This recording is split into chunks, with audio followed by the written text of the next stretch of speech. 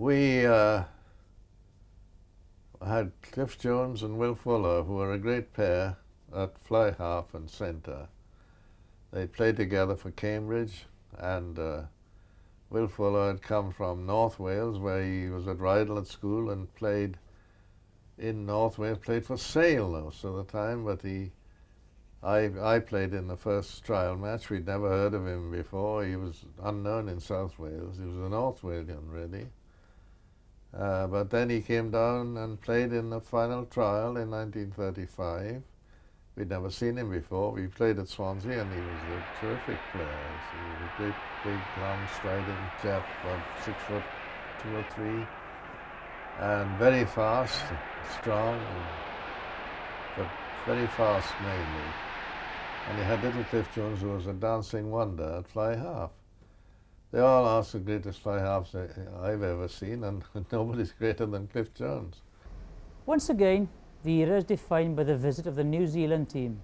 Remember, the All Blacks had only been beaten once in 85 games, the length and breadth of Britain. That first occasion was that game in December 1905, and the second was when Jack Manchester's All Blacks played Swansea in 1935. Perhaps the greatest day in the annals of Welsh football. Swansea kick off in the game which is to prove fatal to the All Blacks. For the first time in the history of their touring sides, New Zealand are beaten by a club team, and well and truly beaten too, for Swansea play inspired football and send the vast crowd almost wild with joy. For 25 minutes, play is very even, for the defence of each side is sound and safe.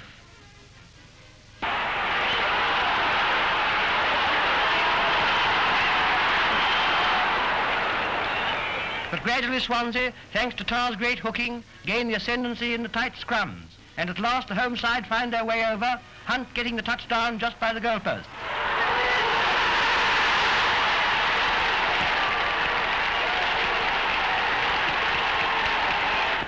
Now watch the finest try you ever saw.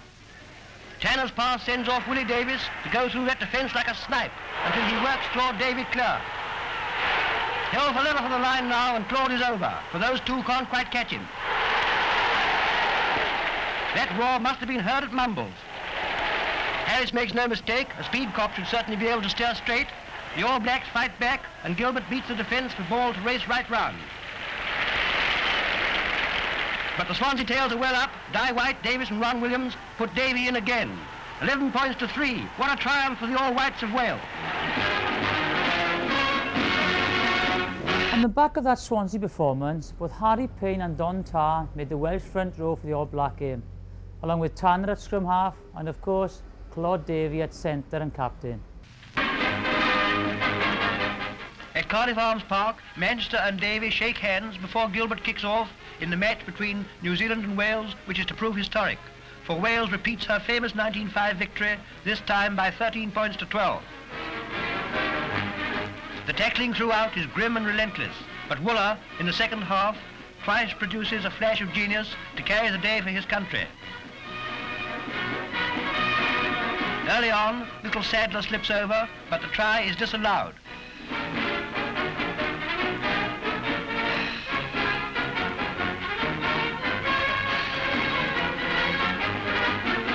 Then Oliver streaks away, and Hart looks a certain scorer. Jenkins gets across, though, to hurl him into touch just by the corner flag.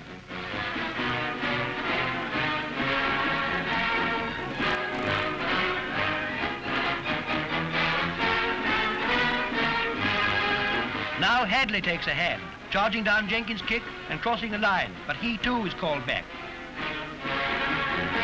A great day for Wales and a really glorious game to watch. That All Black side went on to be beaten rather more easily by England, with two famous tries by Obolensky. A fortnight later, we played England at Swansea. And I was picked, and I naturally wanted to see what these tries of Obolensky's were. So I went to a news flick place in the Strand. I paid a shilling, sat down, and the two tries came, boom, boom, like that quickly, 3 minutes. I thought I must see those again. I stayed in another hour. said, all these awful cartoons, I had to wait for them to go through to see it again. And I stayed there for 4 hours. I say, to see this thing 4 times before I went. And he only had one chance all the game with Swansea. And anyway, I remember getting him and putting him into a straw in front of the stand at Swansea. The game was with Swansea. It was a 0-0 draw. And it cost us the Triple Crown. We should have won. If we'd won it, we'd have got the Triple Crown. We won the championship that year. Welsh enthusiasm for the game remained as ever undiminished. One person was killed as 70,000 people crushed into Cardiff to watch the championship decider against Ireland. Wales won 3-0 thanks to a Vivian Jenkins penalty. In 1939, in the last championship up to the war, Wales shared the spoils with England and Ireland. But with the resumption of the championship in 1947, Wales once again came face to face with the old enemy in the first match. Naturally, there was intense excitement at Cardiff Arms Park, for the rugby match there was the first full international for 8 years. Wales replied, as you'd expect, by increasing the pressure, while England, now playing only 7 forwards, rose gallantly to the occasion. Before half-time, however, Rhys Stevens dived over to score for Wales.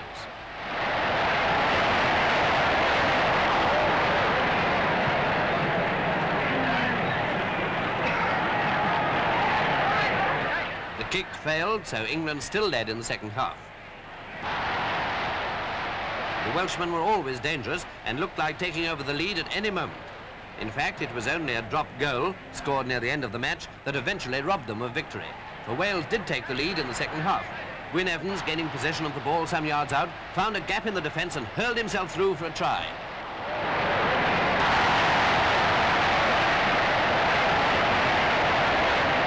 If only the kick had been a few inches to the right, Wales would have won, in spite of the dropped goal that followed.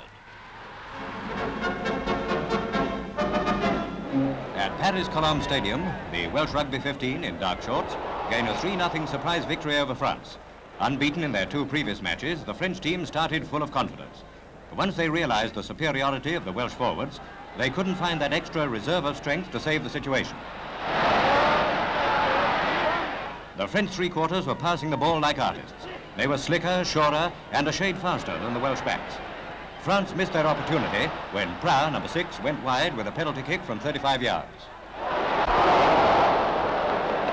A capacity crowd packed the stadium. In brilliant sunshine, they saw a match full of deadly tackling and yet drab rugby. Despite first-time French passing, their attacks were stopped by the Welsh backs. Watch Wales stop another effort by the Frenchmen. Moving from back to centre, Newport's Ken Jones, letter B, gets away with the ball. Hitherto unbeaten, France may not now head the international championship table after all. The Wales-Ireland clash and the England-France match will decide who's to be the premier rugby team. The 4 countries have an even chance.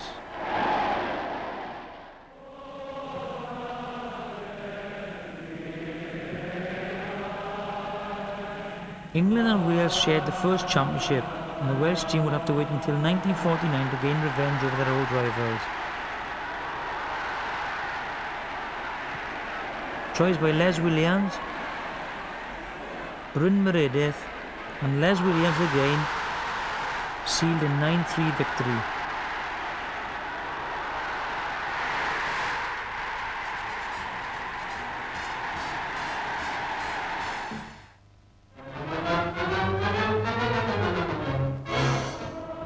But it is in 1950 that this Welsh team truly achieves greatness, with a Grand Slam instigated by their first victory at Twickenham since 1933.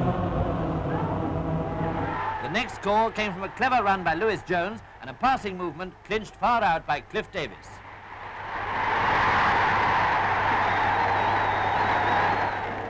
Five minutes later came another Welsh try. This followed a strong forward rush and was scored by Cale.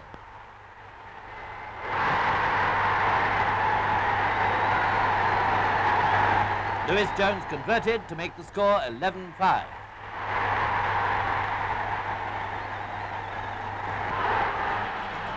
In the final match of the series, Wales entertained France at Cardiff. Shortly before half-time, Jackie Matthews dashed over. Lewis Jones converted and Wales were 5 points up. Excitement knew no bounds. In the second half, Wales pressed hard to increase the lead. After Lewis Jones had made no mistake with the penalty, Ken Jones romped over.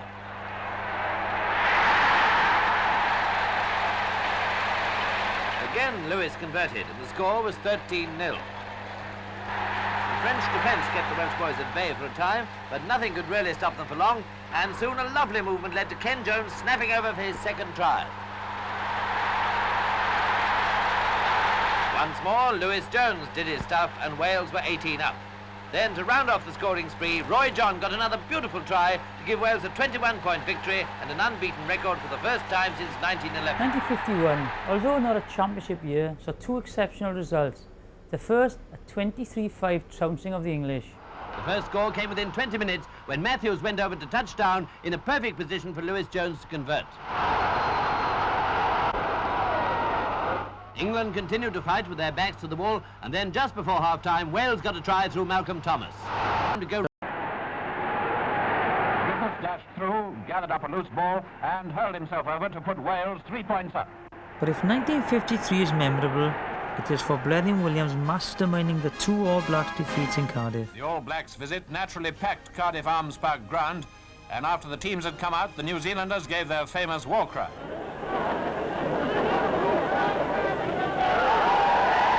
Completely undeterred by this, however. Ball given. But now an infringement gives the All Blacks a chance of scoring.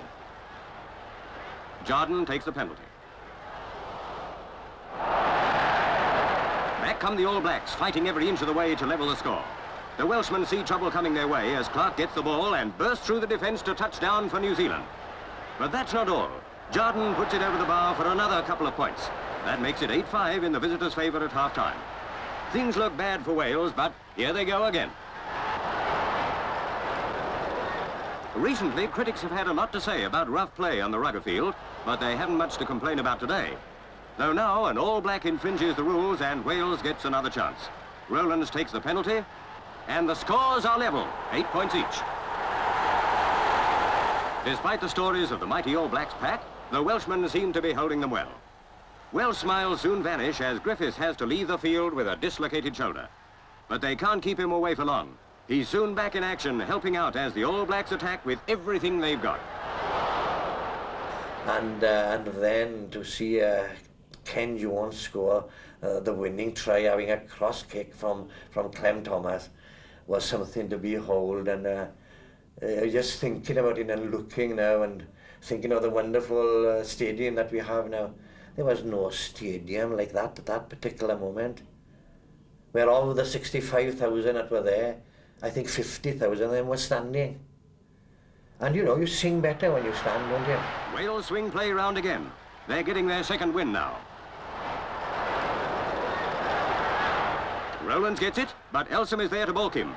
Clem Thomas races in to pick up. Thomas punts it across the field, where Ken Jones is ready and waiting.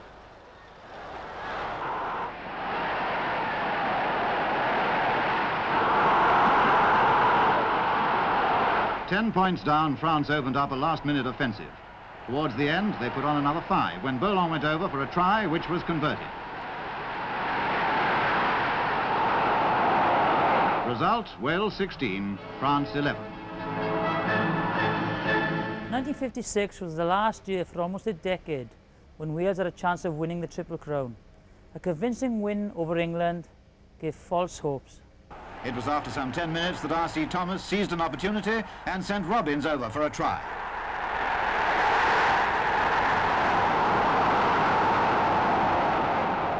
The Welshmen certainly did take their chances. Here's a case in point. Davis going clear away on a great run. Smith tackles, but Davis slides over. 8-3, which was indeed the final score.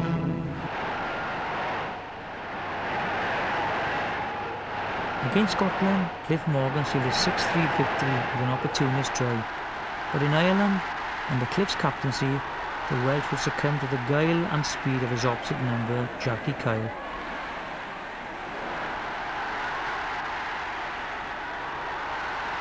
Victory against France at Cardiff secured the championship.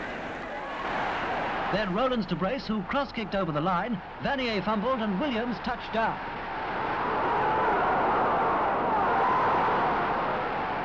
Both teams equal on points. Could Wales bring it off? A nice conversion by Owen, and Wales were through by a narrow margin of 2 points.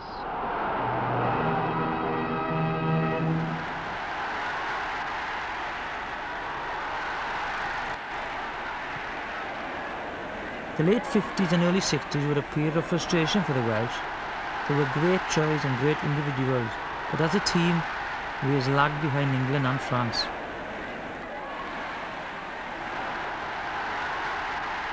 The team became more forward dominated, and this kind of back played the exception rather than the rule. One great player to emerge was the winger Dewi Bebb. And after 3 minutes, they scored. It was left wing Dewi Bebb playing his 6th game for Wales, who went over. It's as if in the 1950s, the pieces are all there. They only come together now and again.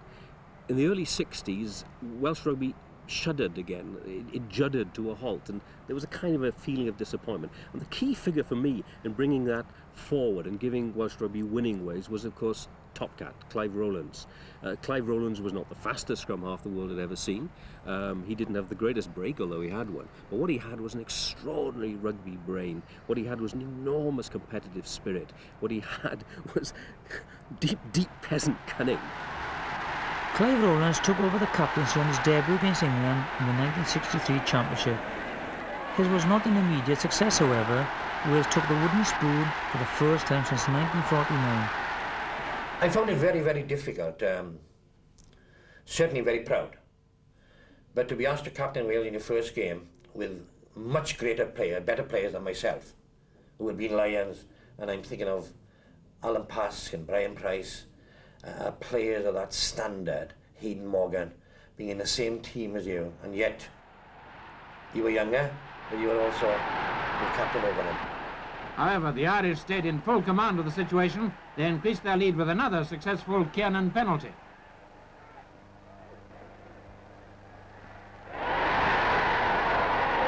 Both sides were to score a drop goal apiece before the final whistle, but in the end, Ireland were convincing victors, their first win at Cardiff for 31 years.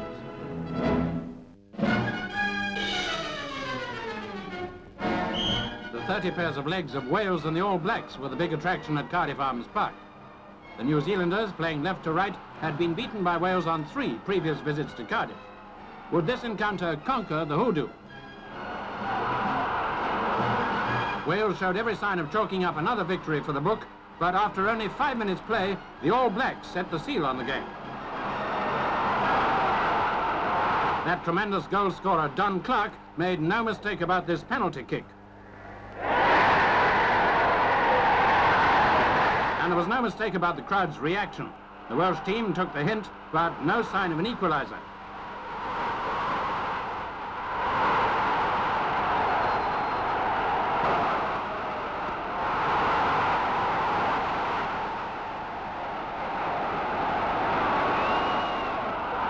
Wales might have been more than 3 points down if Don Clark hadn't suffered such bad luck with penalty attempts like this.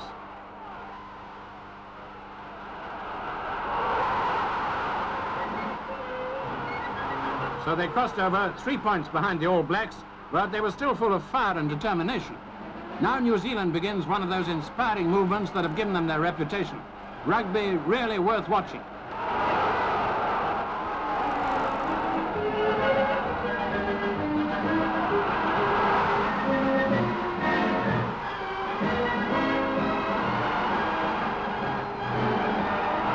Then in the 14th minute, a nasty shock for the crowd as Bruce Watt's drop goal soared between the posts.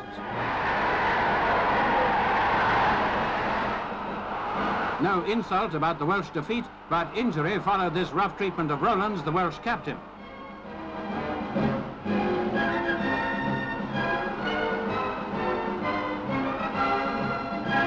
Lacking their leader, they put up a valiant last-minute effort, but to no avail.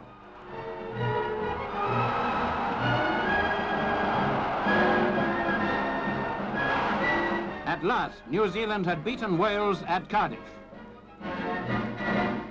We didn't do very well in our first year, but we became good And I think our team spirit off the field made us much better players on it. And yes, there was a lot of talent. There was a lot of talent in that side, and the good players were starting to come through again, and we started to